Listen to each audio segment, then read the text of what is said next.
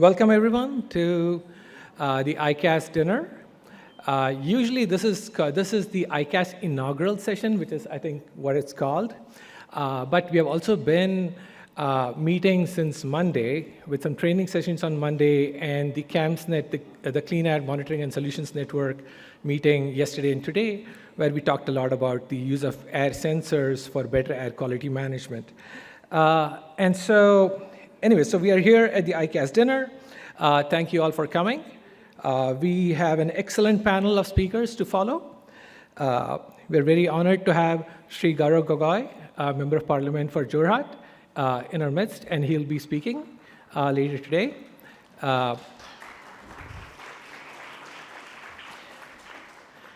And of course, we are also honored to have the West Bengal Pollution Control Board Chairman, Sri Dr. Kalyan Rudra, and the Punjab Pollution Control Board Chairman, Sri Adarsh Pal Vig, also with us today. Thank you very much, sir, for joining us. The way this session is going to go, I'm just going to introduce you to what the CSTEP air quality sector does. We are the organizers of the India Clean Air Summit. This is the 6th edition of the summit. Followed by Jay, who is the Executive Director of CSTEP, who will give an overview of CSTEP in general, as well as introduce Sri Gogoi. And then we'll have a talk by the Honorable Member of Parliament, and then a short Q&A session. To start, and unfortunately, Member of Parliament, Srimati Aparajita Sarangi could not join us today due to a last-minute schedule change. This is a sort of a modified version of the talk I gave yesterday morning, but most of you were not here for that, so it's fine. And it's still relevant, right? I mean, because I said this is the ICAS, but it is also CAMS-Net, so the question is, why are we combining the two? And there are good reasons, and what can we do about it? Next slide, please. Oh, I guess I can do that. Sorry. I should know this. Generally, about CSTEP in the air quality sector, we are the Institute of Repute. So under the National Clean Air Program, there's a number of think tanks and academics who are tasked as the Institute of Repute.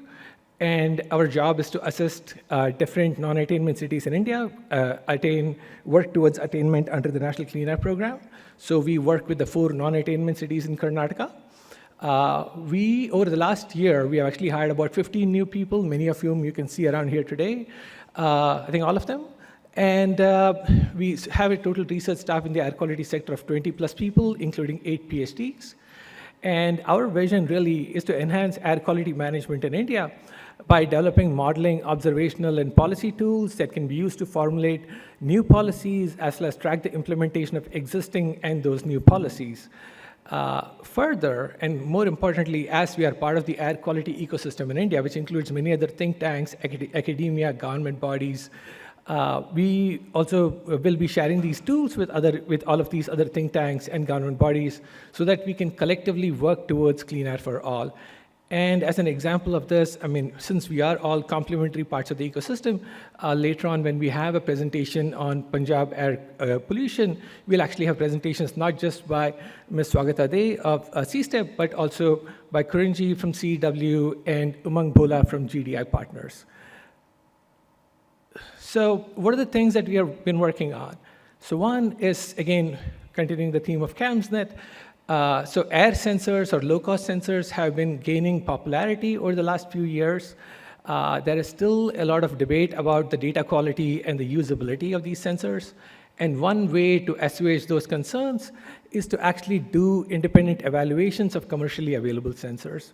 And an example of this is, the Sensor Evaluation and Training Facility for West Africa, or AFRICET, which is led by Dr. Alison Hughes at the University of Ghana and Dr. Mike Giordano at the Kigali Collaborative Research Center. And similar to that, when I joined CSTEP last year, we launched INDECET, which is the India Sensor Evaluation and Training Center. So more and more of these sensor evaluation facilities are coming up around the world, and hopefully more of them will come up in India, and that way hopefully we'll continue to build confidence in the use of air sensors for air quality management. So one is, again, continuing the theme of CAMS-Net. So air sensors or low-cost sensors have been gaining popularity over the last few years. There is still a lot of debate about the data quality and the usability of these sensors. And one way to assuage those concerns is to actually do independent evaluations of commercially available sensors. And an example of this is, the Sensor Evaluation and Training Facility for West Africa, or AFRICET, which is led by Dr. Alison Hughes at the University of Ghana and Dr. Mike Giordano at the Kigali Collaborative Research Center. And similar to that, when I joined CSTEP last year, we launched INDECET, which is the India Sensor Evaluation and Training Center. So more and more of these sensor evaluation facilities are coming up around the world, and hopefully more of them will continue to build confidence in the use of air sensors for air quality management. So one of our key products has been emission inventories for various non-attainment and million-plus cities across India, including, of course, our hometown of Bangalore. So this shows the PM 2.5 sectoral contributions for Bangalore, and we estimate that about 63% of the PM 2.5 emissions from the city are actually due to transportation, and most of those is due to diesel vehicles. There are also others, waste burning and construction and road dust. But that doesn't quite tell you how much of the PM 2.5 in Bangalore actually comes from those emissions. And so for that, we have actually developed significant air quality modeling capabilities. And so here we're using one of those chemical transport models, state-of-the-art, called CAMX. And we are actually looking at the interstate transport of pollution across southern India. For example, here, the emissions from Karnataka are being blown all over, depending on the season of the year, for example. And sometimes you are a source, sometimes you are a sink. And so overall, so here's an example. So I showed you the emissions load from Bangalore. And I mean, these are still, obviously very, very much research results. But basically what we estimate is that the Bangalore, to actually point this thing. Okay. The Bangalore emissions itself contribute only about 40% of the city's PM 2.5. And the rest of it comes from some of the nearby districts like Bangalore Rural or Ramanagara or Chikkaballapur. And then the rest of Karnataka contributes about 10 or 15% of the PM 2.5, ambient PM 2.5 in Bangalore. And then there are other states that also contribute a significant amount, including emissions from the IGP. And so, this really makes you think about what is the best way to attain PM 2.5, which is a concentration-based metric. And you really need to start thinking about not just this controlling the city emissions, but also emissions from nearby districts. And of course, when you reduce your emissions and your neighbor reduces your emissions, you'll both benefit overall. One of the policy briefs that we launched over the past year since the last ICAS, we have started linking air pollution and climate. So with support from the Clean Air Fund, we launched the case for action on black carbon at COP last year. And this really talks about how reducing black carbon emissions, which is emissions from diesel vehicles or residential combustion or gas flaring, for example, can actually not only improve air quality, but also avoid critical climate tipping points and build resilience and build resilience. So hopefully we'll get a lot more action on reducing these combustion sources, which are often the most toxic part of air pollution. And lastly, and most importantly, as of this week, we are happy to launch our new emission inventory portal. The website is over there, ei.cstep.in. And so this was an effort where we developed emission inventories for 76 non-attainment and million-plus cities all over India. And all of that data is actually available online, basically sectoral contributions, plus our estimates of the mitigation measures that would be implemented and our estimated cost for these implementation of these measures. And so I do encourage you to go ahead and check out this portal and explore and give us feedback on what you think about it, how it can be used to improve air quality in your city. Unfortunately, Assam was not in one of those 76 cities, but hopefully if the data are available, we can try and work on that as well. And with that, so again, I do encourage you to go check out this portal and give us your feedback. And again, all of this data is online, which I think is much better than publishing paper reports. So with that, I invite Dr. Jay Asandi, who's the Executive Director of CSTEP, to come and introduce CSTEP. Jay has a PhD in Engineering and Public Policy from Carnegie Mellon, and he joined CSTEP in 2008 as employee number 20, and he's been with CSTEP basically since we were actively, actively in operation. We were founded in 2005, but by the time we got enough money to start, it was 2008, right?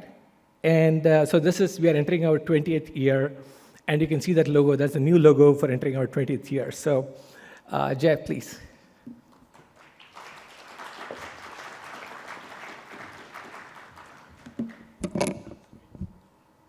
Thank you, Subbu. Yeah, I don't need any slides. distinguished guests, Shri Gaurav Gogoi, and all the participants of ICAS. Warm welcome to you. CSTEP, or the Center for Study of Science, Technology and Policy, was founded in 2005. We are entering our 20th year. And our mission is to enrich policy making with innovative approaches using science and technology for a sustainable, secure, inclusive society. It is with this mission that we came to realize in 2018 that clean air for all is a grand challenge, and it's a very important challenge for us. It is something that requires us to work with a scientific zeal and almost a passion to making sure that we make impact. What do we mean by impact at CSTEP? It is for us to develop solutions that are scalable, but at the end of the day, we need to make sure that we also see the impact on the ground. And so the test for us, at least in air quality, is that in the coming decade, we will need to show that our plans, the work that we do, is going to make the changes on the ground, and we will be able to tell the people that yes, air quality has improved due to these measures that we recommended, and this is what we have done and we've been able to do. It is indeed a very tall order, but I feel that it is important that we continue to use the trust of people and deliver on this promise. I am incredibly happy to also note that this is the 6th year of the India Clean Air Summit. The India Clean Air Summit has managed through COVID. Maybe it's got a booster shot now with the teams that are there. But I'm actually very happy to note that we are starting to include more people into this summit. In the early days, air quality used to be a subject either for the activist or for the academic. There was nobody in the middle, and that's where we felt the need needed to be filled. And now I'm happy to note that not only do we have people from academia, think tanks, policymakers, but also industry is starting to participate in the summit. And with that, I hope we will be able to see the changes. And coming back to my earlier statement on seeing that impact that we want to see in the coming decade. I think it is appropriate that this year's theme is the participatory future of air quality management. It is indeed important because air quality is a very complex subject. It is not something where you can identify a single silver bullet, a single cause, and say, okay, if we fix this, then everything will get solved. It is participatory because it will need the efforts of everyone and more people outside this room to be able to fix that. It is what we would call a social problem and an issue that we need to solve collectively. It's a collective action problem that we will have.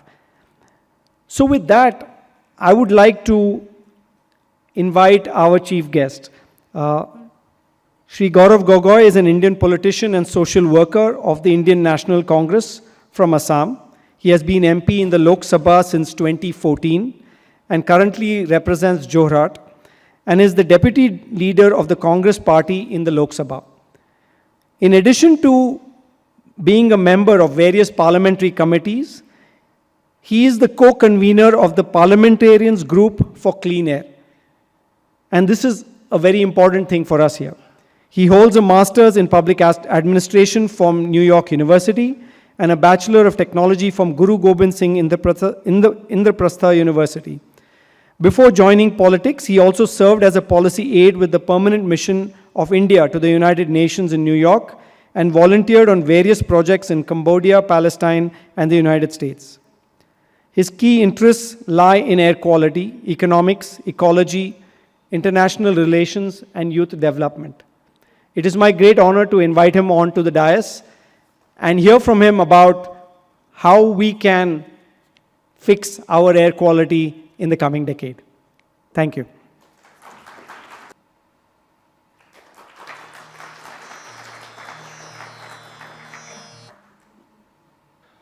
Thank you for the kind introduction, Jay, and thank you to Subramaniam for meeting me in the morning and really explaining to me the fantastic work that CSTEP has been doing for the past so many years. It always is good for me to come to Bangalore. First, it gives me feedback on how my government is doing, and I'm able to relay that feedback back to Delhi. And secondly, I think Bangalore is a very dynamic city and Karnataka is a very dynamic state. And therefore, when you come and engage with policy and policy research here, it just adds a different flavor than when we would sit in a similar room inside Delhi. So I'm grateful to engage with think tanks and academia, civil society organizations outside of the usual Delhi network. Even though I see similar faces like Santosh, my friend here, I must say I need to give this feedback to my office to send better display pictures of myself to these events. I mean, Santosh looks more of a politician than I do. And I look like someone who's unhappy with the NCAP program. So let me talk to you a bit about the bipartisan group, which is the Parliamentarians Group for Clean Air. We initially started this in 2017, and it just started with me sending invitations to parliamentarians from different political parties, saying that, listen, I care deeply about this issue. I've got a few very interesting people who can explain this issue to you. Would you be interested in listening to them? And I was enthused by the participation because we had MPs from North and South, East and West, who came to the first group of PGCA, which was back in, let's say, 2017, and there were only 7, 8 of us. And I thought that this would be a one-off. There is absolutely no way that these MPs are going to come back to another academic and intellectual discussion and a technological discussion on clean air. And lo and behold, that when the next session was convened and I invited the very same MPs, they said that, yes, I would love to come, but can I bring someone along also? And that led to the group from going from 7 to 10. And over last 2 years, we get around close to 40, 50 MPs coming to us after a whole day of sitting inside Parliament, because we only convene when we are inside, when the Parliament is on. And I must say that sometimes there are more MPs sitting in our clean air discussions than inside the Parliament, because in the evening, most of them have gone to their homes. And I'm quite surprised that we get 50 to 60. It's not that I serve great dinner. We are not funded. But still, the Constitution Club just manages to get these group of people.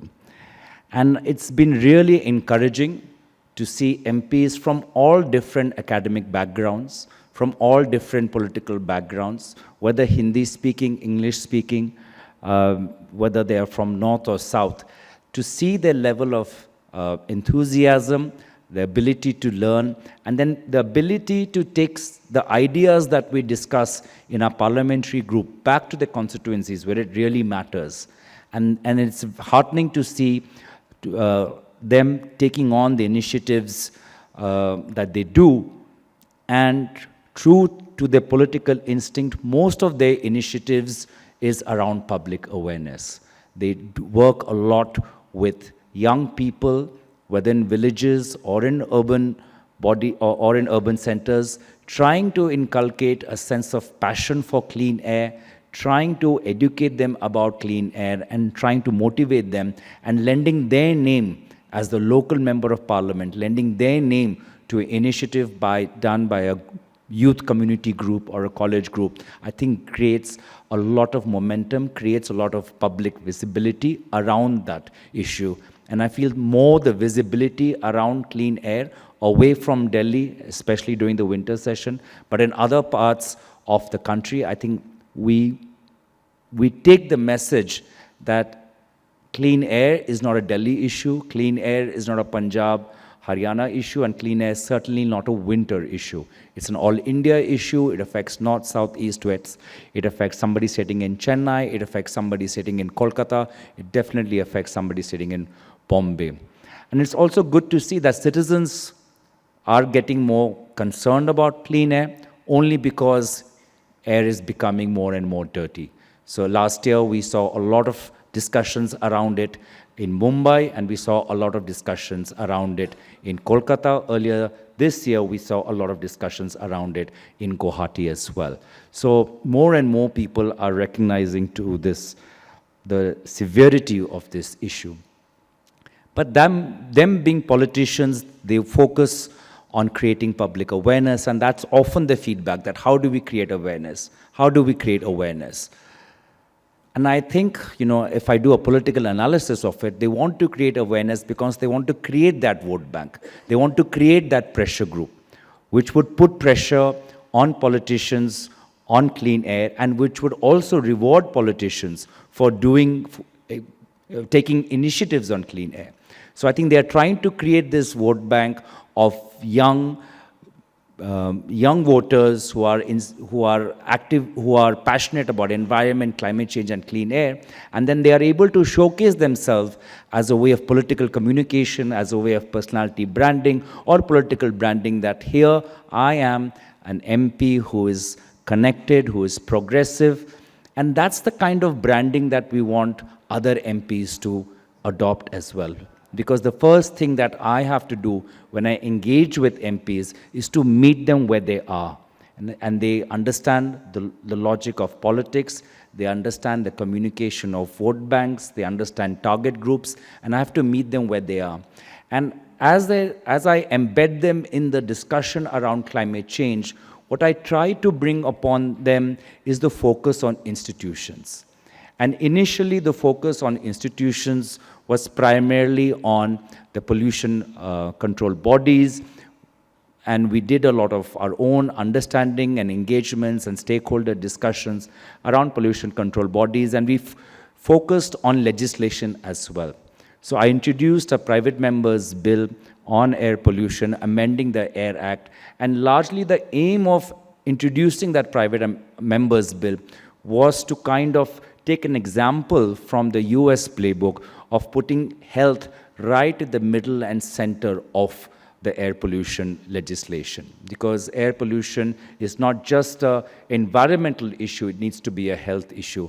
And that's a message that we consistently try to reinforce in as many MP groups as we keep, as many MP groups meetings that we have.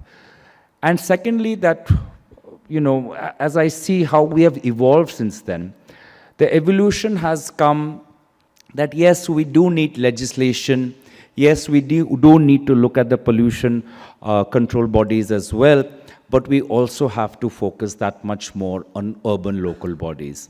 And we saw after the 14 Finance Commission, as the funds coming to the urban local bodies, and then we see the role of municipalities, especially in curbing solid waste management, especially in getting industries to use the waste or recycle the waste. We found that there's a lot of work that needs to be done at the level of urban local bodies. So most of our current work is now how do we equip the MPs with the necessary resources that will help them supervise the urban local bodies in their areas and ensure if the urban local bodies are following the government guidelines. So what we did is we come up with a resource book, which we gave to many MPs, which outlined that here are the state government guidelines, here are the central government guidelines. These are what urban local bodies need to do. These are the powers they have. These are the functions that they have.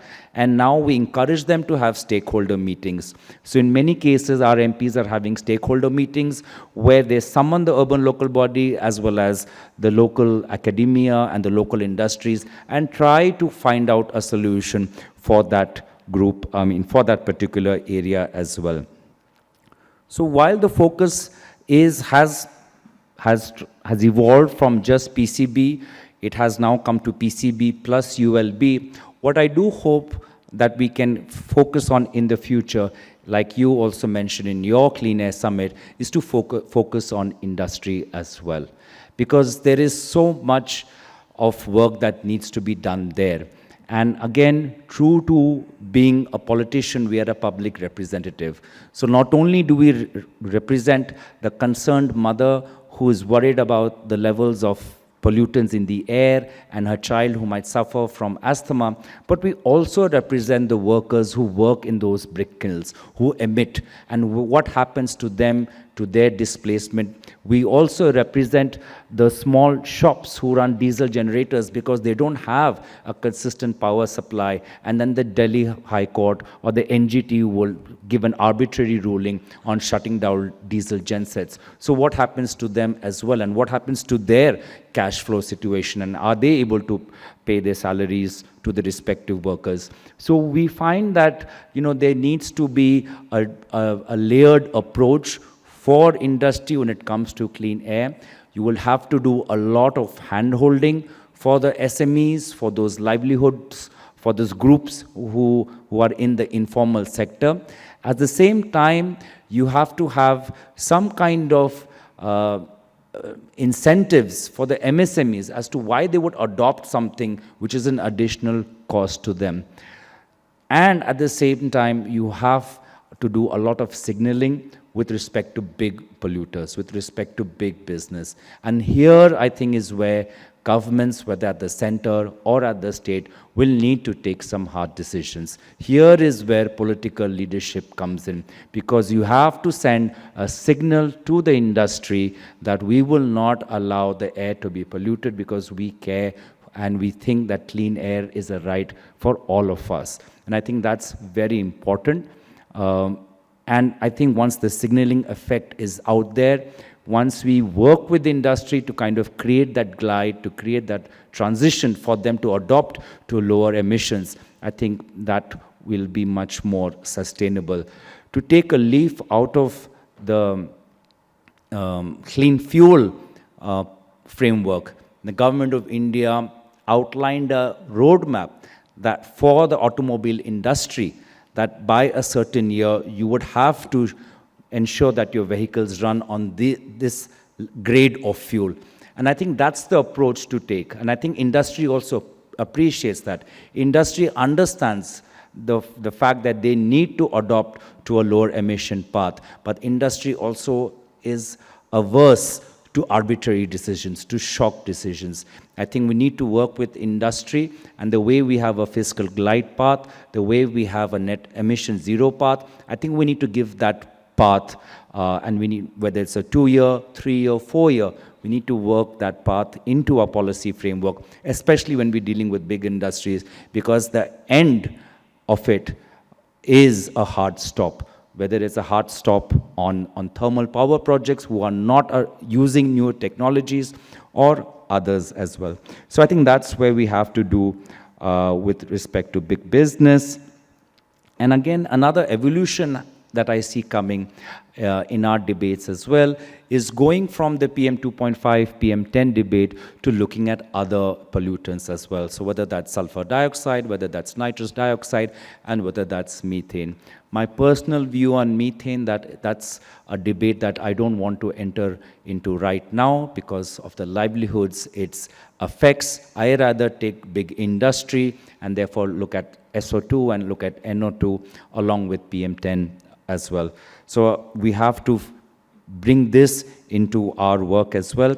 And here is, something that I still struggle with. when we were setting up this group in the beginning, many of our MPs said that, well, why are we only talking about clean air? Why not just merge this with climate change as well? And there is just so many intersections. And I think that at that point of time, maybe 7, 8 years ago, we were very clear, at least the core group of us, that we want to dedicatedly focus on clean air because of its intersectionalities, because of its stakeholders, because it affects mothers, because it affects school-going children, it affects parents, it affects doctors. So the stakeholders who are vested in the debate over clean air are slightly different from the stakeholders who are vested in the debate over climate change. And I must say that I've not made up my mind still. I do see the merit in integrating the two and having a common project management unit at the central level, at the state level, where you are doing an emissions inventory for all emissions which are contributing to greenhouse gas or climate change or air pollution. But at the same time, as you can see, so much of the emissions comes from transportation. So much of it also comes from construction. And therefore, the clean air frame gives you a way to look at construction, to look at transportation, to look at schools and indoor air pollution in a way that climate change simply does not allow you to do. So I've not made up my mind, and maybe if I listen to a couple of you at the end of today's dinner, I would be able to make up my mind. Certain things do remain consistent. They have not changed.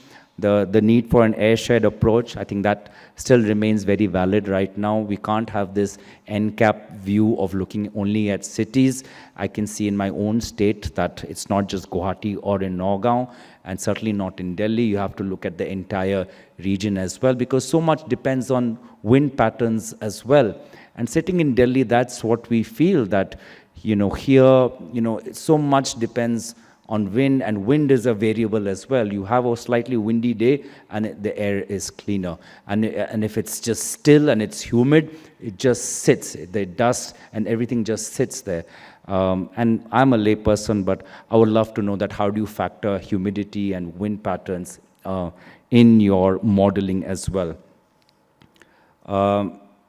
So while we focus on the airshed approach, I'm also more open to having an approach to expanding cooperation at a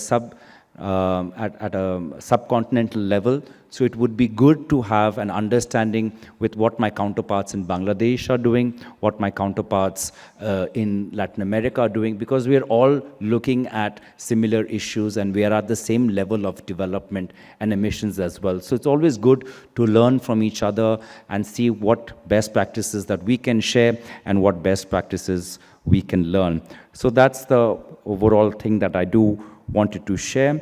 And I must say that, as a politician, one has to do a political analysis of this issue as well. And I said that, when I do a political analysis, 7, 8 years ago, the people who are important to a public representative are parents, are mothers, and it's essentially urban mothers. Mothers who care about sending their child out, especially when it's a very polluted day. But they also clash with another set of mothers who are working mothers who don't want the responsibility of looking after their child at home. They want their child to be out, and they want their child to, they have this understanding that this is how child becomes tougher, by being more exposed to pollution. But I feel that we can't just restrict this debate around just mothers and doctors who care. This needs to expand to other groups. And the first group must be employees, government employees. They are people who are working for the government, for the municipal departments, who are directly exposed, and they are working in the most hazardous areas. Those are the municipal workers, those are the sanitation workers, those are the traffic police. They are the ones who are working day and night in public. They don't have air quality monitors, they don't have air purifiers, they are not indoor. So I think that's another group, And maybe it's for the unions to come in and organize and ask for labor protection and more protection. And it's for us as political leaders to be that much more sensitive. What about the workers in brick kilns themselves? How are we protecting them and protecting their children who are, in a creche nearby?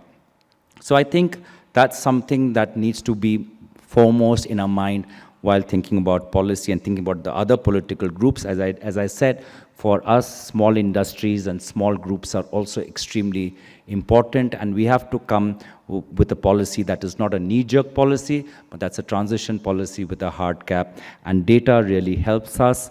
And I'm glad that there's a lot of good visual and representation of the data. The data is clean, the data is attractive to look at. I think that also matters. So with that, I was supposed to have 20 minutes for my opening remarks, and I've crossed my limit. So I'll end my statement here. And again, thank you very much. I hope what I said was of value. And if you have further questions, I'll be happy to take them or engage with you over dinner. Thank you very much. Thank you, Sri Gaurav Gogoi. Just would like to mention that the Honorable Mayor of Indore has arrived, Sri Pushyamitra Bhargav. As many of you may know, Indore is considered the cleanest city in India, and it has a state-of-the-art waste-to-energy plant, and the city waste generates biomethane, which is used to run city buses. And that was his effort. He will be here tomorrow, and I'm sure have a very interesting presentation to all of us. I would like to now just take a couple of questions that I know we've requested him to answer. So the first question that I'll just call upon Santosh Harish, since you mentioned him in the speech. Yes, need a mic. Gaurav, I mean, given your years of engagement on this issue, the private member bill, which I continue to think is one of the most thoughtful legislative blueprints for how the AIR Act could be reformed. What's your sense on the direction that NCAP itself could take? You pointed to a couple of things in terms of a greater focus on industries and airsheds, but I wonder if you could go a little further, and what would an NCAP 2.0 look for you? Well, if I take a look at the questions which have been asked of the NCAP within Parliament, the way the questions are framed, it shows in the mind of the MP asking the questions that they don't think the NCAP has been that successful. And the reasons for it not meeting its success is whether it's just focus not having good quality data or focusing on very cosmetic issues, and it needs to be that much more robust. And there is a whole list of cities and towns that it excludes. So it is for the government to take that feedback from the questions of the parliamentarians, from the debates that we have, from the informal conversations that we have with the ministers, and from civil society and the partnerships to really, I think, have a huge relook at NCAP. And I would also think that it's time to relook at the body that was created for the NCR region also, because again, it is too limited and it comes into action at the time of announcing GRAP 1, 2, 3, 4. And therefore there needs to be a relook. But what doesn't get talked about is urban local bodies, and I think that's, we want that kind of transparency to be out, that what happened to those funds. And again, when we look at questions which were asked in Parliament around the utilization of those funds, those answers are very limited, and we often have to push back and ask for much more details. So, in a nutshell, it's not been a great experience for us as parliamentarians. We kind of feel that there's severe limitations, and maybe it's time for the government to relook at everything and either come up with an NCAP 2.0 or just come up with a better design of laws and schemes. The only thing that I would add that initially, there are no schemes right now for the SME and the MSME, and I think that's very important. We have to create some kind of fund. If you can have a PLI for big industry, if you can have a mudra for credit for small business, and you have various kind of schemes for small business and small entrepreneurs, I think there needs to be a scheme where the government puts in some amount of money, the state puts in some amount of money, and you might get some multilateral money for SMEs and MSMEs to adopt to a better technology. If I may, a follow-up question is, given the federal nature of the country, do you see us moving from a city-based approach to a larger, let's say, state-based approach for NCAP? Yes, I do see a state-based approach, but again, in the end, what are we evaluating? And we should not just evaluate ourselves on the initiatives we have taken, on the schemes that we have introduced, or the money that we have allocated. We should actually also evaluate it in terms of how much have we drastically reduced bad air days, how much have we drastically increased good air days, and that's just from a Delhi point of view. But it has to be a much more outcome-centric also. Otherwise, we can keep doing a lot, but if you're not pushing, we are barely making a difference, then it's just not useful. And therefore, as I said, what we've not had so far is those hard decisions, is those hard caps, is those big shutdowns, is this movement of industries away from pollution centers or from urban hotspots or from pollution-dense areas. And I think that we really need to take a big step towards big polluting sectors, and you might need a sectoral approach also in addition to a statewide approach. Absolutely. In fact, you preempted one of my questions, which was on how do we get like the large industries. There are ways to hold them accountable, but how do we do that for smaller industries? And what is the feedback that you're getting from the parliamentarians? Obviously, the industries are part of their constituencies. They provide jobs to lots of people. So what is the kind of feedback are you getting on how do we approach it when we talk about these smaller industries? Well, first of all, let me talk about big business. I do sit on the finance committee also, and when we talk to financial regulators, we often ask them that, are you capturing information?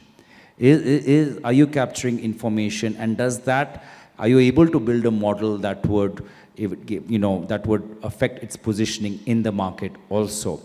So there was this BIS reporting guidelines that SEBI had for big business, and we again try to keep pushing on that. We are trying as parliamentarians to meet with bodies such as CII and FICCI to kind of create some role models also, because we don't want to paint industry as this villain. We want to portray Indian industry as champions of clean air, of low cost, but high quality energy transformation as well. So we really are trying to find that meeting point, and that's what we look at convergence as well. So instead of the way we approach our debate is include industry in your thinking. It should not be a debate just between bureaucrats and academia, but local industry, big industry, they all need to be part of the drawing room. They need to be part of the conversation. And that's where you are able to maybe come up with solutions that may work in a particular city but might not work. But that process, that platform is more important. And I think that's what we focus on, is just creating that platform for these multiple stakeholder consultations. Wonderful. Subbu, did you want to ask a question or?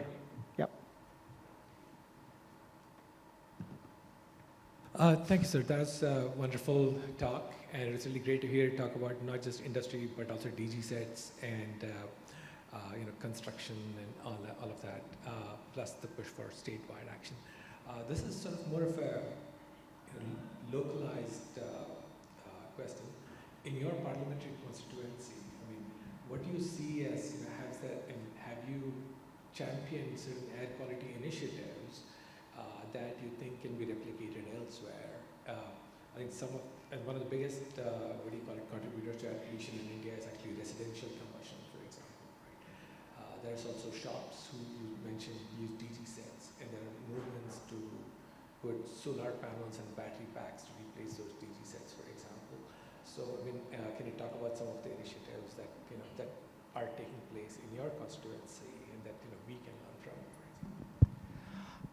I mean, when it comes to clean air, I don't have a constituency.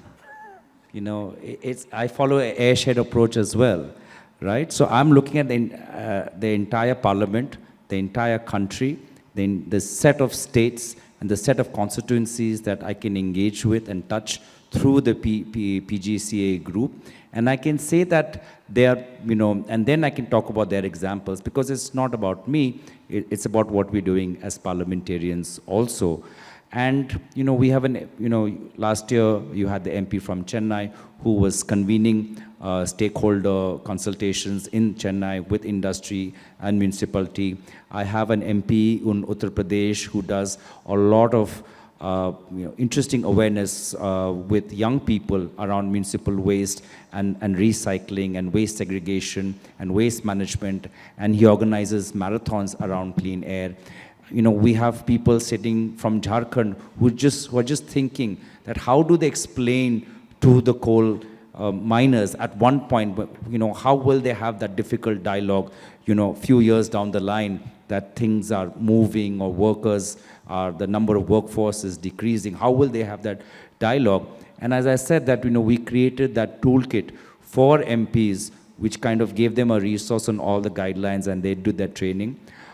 In my particular case, I really found the role of media to be extremely important as well. I think media is a great partner because they keep on reminding us, what's going on, where are citizens raising their voice about clean air, about asthma, about what are the doctors saying. So I have organized, workshops for the media as well, for them in Guwahati to report more about clean air and take their issues as well. And we've done, try to build local coalitions of different NGOs working on environment and climate change and trying to, inspire them to start a campaign on clean air as well. And I do my politicking around clean air and being a positive pressure on a government as an opposition to say that, well, what you're doing is simply not good enough and you need to do a lot more. And I think the role of opposition also in putting pressure is also very important. And that's why, if you don't put pressure on governments, if you don't put pressure on bureaucracy, sometimes things don't move as fast as they should. The India Clean Air Summit is supported by generous generous funding from Open Philanthropies, Clean Air Fund, and of course Bloomberg Philanthropies. I invite Dr. Santosh Haris to come up and say a few words on why he's doing that. Thanks. Good evening, and thanks for asking me to speak. Before I start, I just also wanted to mention that if I may, Gaurav, in a moment of candor, maybe like in 2018 or so, he asked, at some point, sometimes I do wonder why I am doing this, because there isn't really that constituency or public demand for air pollution work, and it's, I think, immense. We're extremely grateful for Gaurav for having been sort of an early, consistent, and very, very outspoken champion for the issue, and also like bringing together a group of MPs who are also becoming incredible champions in their own right. Something you did not mention, which I thought would be interesting to this group, is a small delegation of MPs last year visited Mexico City to sort of understand their experience of airshed management, how that came to be, how we could translate sort of those learnings in India, and that's an example of how the parliamentarians are taking this issue head on. I'm very grateful to them. I'm a program officer with Open Philanthropy. I take care of our grant making in global environmental health. So far, on air pollution, we have made commitments of slightly north of 20 million to a variety of organizations. I thought I would take this opportunity to sort of just lay out a couple of elements of the strategy, some learnings, and how the program may sort of evolve from here. Of the 20 million, about 8 million has been about essentially strengthening and supporting the implementation of the existing policy framework with the NCAP and the 15th Finance Commission grant and so forth. And this takes different forms. It involves folks getting embedded within state pollution control boards and environment departments and so on, and helping sort of move things along from like a project management standpoint. It involves groups that provide sort of technical expertise and inputs on a sort of a consistent basis to sort of inform what could be priorities for cities. Indeed, one such grant has been to Swaniti, which serves as the secretariat for the parliamentarians group of clean air and provides research assistance to the parliamentarians. So while 8 million sort of goes into sort of making the existing policy framework potentially work better, about 12 million, I'd like to think of it as advancing ideas for the way this could unfold in the future. And this involves, for example, work on helping the hybrid monitoring network approach mature, developing sort of strong case studies at scale that we could learn from in terms of, well, where does this fit in? What are the use cases where it makes sense? How could pollution control boards and other agencies use these data meaningfully? Some of that has gone into socializing the idea of airshed governance. For example, there's a grant to the World Bank's team that works on air quality in India that's been working with multiple state governments in helping them develop plans and potentially some of it is going to translate into lending programs in the future. A third aspect of that has been the reduced complexity modeling work in terms of building new policy tools that will help in making more science-informed decisions on what to prioritize and at what scale. Right, and there's a session tomorrow, so I won't delve too much into that. But if you look at these two buckets, right, existing policy framework and advancing ideas, in theory, the former, is sort of yields impact in the near term, and that's played out to a certain extent. But candidly, I don't think it has played out to the extent that perhaps I would have expected. Right? It still plays an important role in terms of sustaining momentum. It plays an important role in organizations sort of building that muscle, in learning how to work with governments, understanding their incentives, their priorities, and so on, so that when they go with proposals and so on, it's sort of better customized, it's a better fit. Right?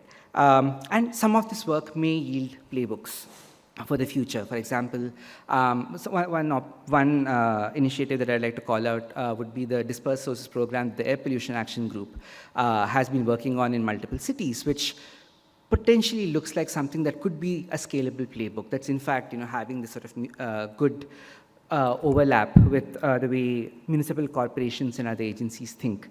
So there's definitely interesting work here, but like I said, I think I've updated slightly towards this being less tractable, in a sense, this work yielding in some ways less impact or than I would have anticipated. The rate determining step also, I think, in some ways has been the NCAP framework, and with the current approach, sort of measuring success based on PM10 reductions, with most of the funds, in some sense, parked with the municipal corporations, it is possible that there has been a disproportionate influence on dust, disproportionate emphasis on dust control. So that's one bucket. But with the advancing ideas, a body of work, in some sense, the folks who've got the funding have more control to sort of yield the outputs. In some sense, the question really is, to what extent does that translate into adoption by agencies? How much does it truly, really influence policy? And that's, I guess, a question for the future. But recognizing that there are many researchers in this room, many folks who sort of do this work, something that the late Professor Kirk-Smith used to point out is that with much of this work, it's about putting in the work, being prepared for a policy window to open. You don't necessarily have control over it. We can help speed that along, but in sense, building a robust base of evidence, of tools, of experience, right? So that when that policy window does open up, we have something that's already ready and to sort of make the most make the most of it. So I mean, I think I'd like to end with saying, especially to all the scientists and researchers in the room, I think that this work is incredibly important and has an important role to making, to improving the quality of decisions and so on in the future, in making monitoring more cost-effective, in yielding more actionable evidence and so forth. So it's incredibly important work. But I would urge everyone to be a little deliberate and thoughtful / pragmatic about what the use cases are. For example, with the sensors, being very, very, very conscious of the use cases and how this could, in the ideal world, play out to something that actually helps in making the air cleaner, because that's what we are working towards ultimately, right? So I'd urge everyone not to let the sense of impatience for change to go away. I think that's crucial. Impatience is very, very good. So thank you so much.